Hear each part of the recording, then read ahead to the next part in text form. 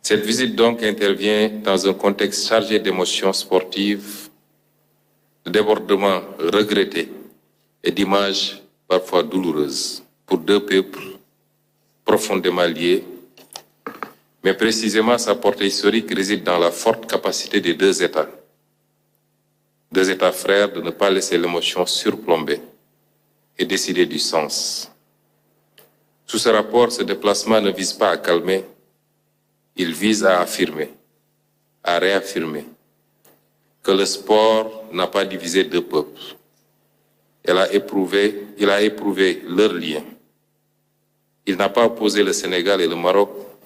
Il a mis à l'épreuve l'intensité de deux passions nationales dans un espace commun. Les dérapages observés ici ou là ne doivent être ni niés, ni dramatisés.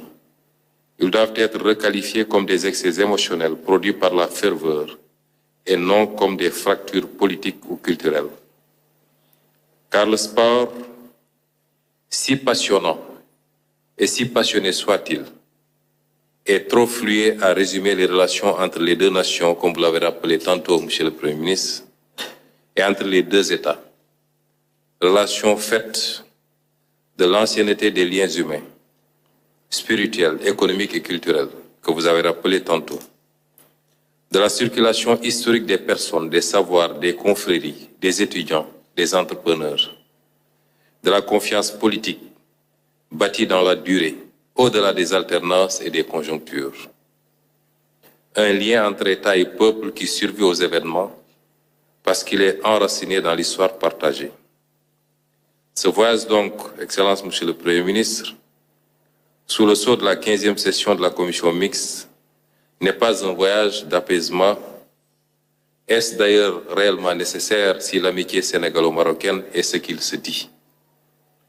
C'est un voyage de confirmation, de dépassement et de refondation du lien à la hauteur de deux nations qui se respectent, se reconnaissent et se projettent ensemble.